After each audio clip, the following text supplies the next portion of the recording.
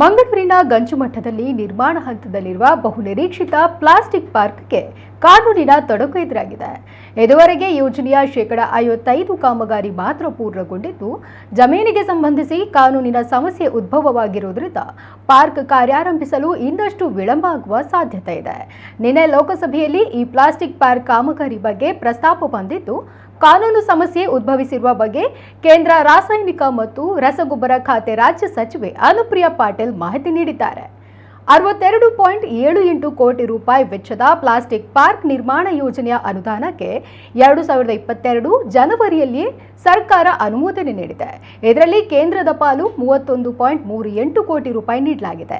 ಅಂತಿಮ ಅನುಮೋದನೆ ನೀಡಿದ ಬಳಿಕ 5 ವರ್ಷಗಳಲ್ಲಿ ಯೋಜನೆಯ ಕಾಮಗಾರಿ ಪೂರ್ಣಗೊಳ್ಳಬೇಕಾಗಿದೆ.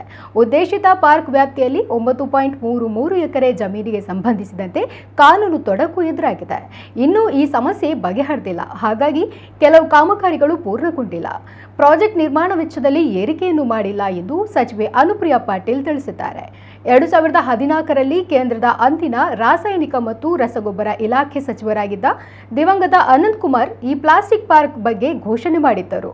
ಆದರೆ ಅಂದಿನ ರಾಜ್ಯ ಸರ್ಕಾರ ಯೋಜನೆಗೆ ಸೂಕ್ತ ಜಾಗ ನೀಡಲು ವಿಳಂಬಿಸಿದ್ದರಿಂದ ಯೋಜನೆ ನನೆಗುದಿಗೆ ಬಿದ್ದಿದೆ. ಬಳಿಕ ಡಿ.ವಿ. ಸದಾನಂದಗೌಡ ಅವರು ರಾಸಾಯನಿಕ ಮತ್ತು ರಸಗೊಬ್ಬರ ಇಲಾಖೆ ಸಚಿವರಾದಾಗ ಮತ್ತೆ ಈ ಯೋಜನೆಗೆ ಕೇಂದ್ರ ಸರ್ಕಾರ ಅನುಮೋದನೆ ನೀಡಿತ್ತು. 2023 ಆಗಸ್ಟ್ ತಿಂಗಳಲ್ಲಿ ಕೇಂದ್ರ ರಾಸಾಯನಿಕ ರಸಗೊಬ್ಬರ ಖಾತೆ ರಾಜ್ಯ ಸಚಿವ ಭಗವಂತ ಖೂಬಾ ಮಂಗಳೂರಿಗೆ ಭೇಟಿ ನೀಡಿದಾಗ ಶೇಕಡ 15ರಷ್ಟು ಕಾಮಗಾರಿ ಮಾತ್ರ ಆಗಿರುವುದನ್ನು ಮನಗಂಡು 2023 ಡಿಸೆಂಬರ್ ವೇಳೆಗೆ ಕೆಲಸ ಪೂರ್ಣಗೊಂಡು 2024 ಜನವರಿಯಲ್ಲಿ ಉದ್ಘಾಟನೆ ಆಗಬೇಕೆಂದು ತಿಳಿಸಿದ್ದರು. ಆದರೆ ಈಗ ಶೇಕಡ 55ರಷ್ಟು ಮಾತ್ರ ಕೆಲಸ ಆಗಿದೆ.